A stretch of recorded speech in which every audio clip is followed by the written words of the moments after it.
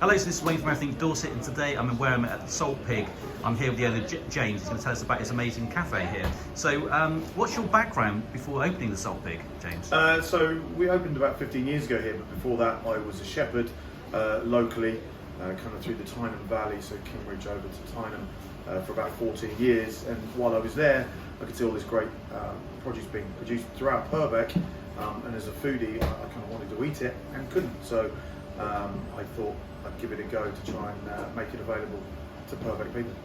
So you've got quite a lot of things going on here. So are you a cafe, or you a restaurant, or you a farm shop, or you a bit of everything? Yeah, a little bit of everything. I think one of the reasons it probably works well is that we cross as many genres as we can. Predominantly, I wanted to be able to sell meat and fish to local people 7 days a week in their high street. That's what I wanted to be able to achieve, and we did that. And we did a little bit of cooking alongside it, and very quickly you could see how popular that was. So that side of the business expanded here in Wareham at first, and then when we opened the second site in Swanage about 5 years ago, we obviously put in a much bigger capacity for the cafe. I'd call it a cafe in the day and more of a restaurant in the evening, but it's very informal, and basically just cooking all the same stuff that we're selling through the shop is the idea. Meat and fish predominantly, and we get a bit of veg locally as well, so that's the idea. Excellent. So how would you describe your food here?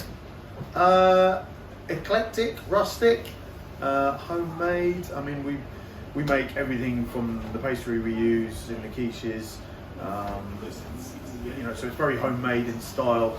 It's kind of a fair few traditional cafe style items like quiches, sausage rolls, pies, that kind of thing.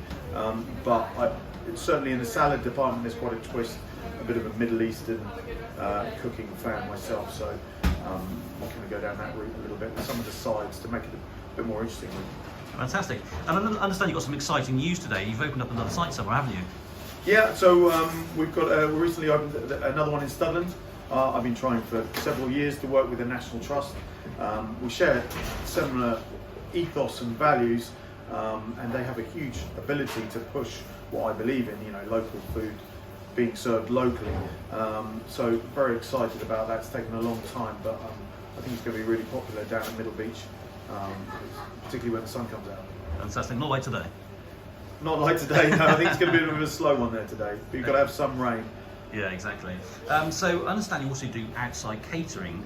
Is that for weddings or festivals? Yeah, we do everything really. We don't really have the ability to say no, so whatever anyone wants we seem to manage to do. So we do a lot of corporate stuff for several local businesses, but we do a lot of weddings, birthdays, all kinds of stuff. All summer we're packed out with weddings, so yeah, we do a lot. Amazing. Of stuff. So on the outside catering, do you tend to do the food, so the same type of food as you do in the restaurants and the cafes? Yeah, fairly similar spin. I think that's how that side of things started. People love our quiche, and someone asked if we could do quiches for their daughter's wedding, which we thought, yeah, of course, I guess we can. And I think we got 2 weddings off the back of that, and it just kind of snowballed. I mean, we do a lot of like fire cooking, a lot of barbecue stuff.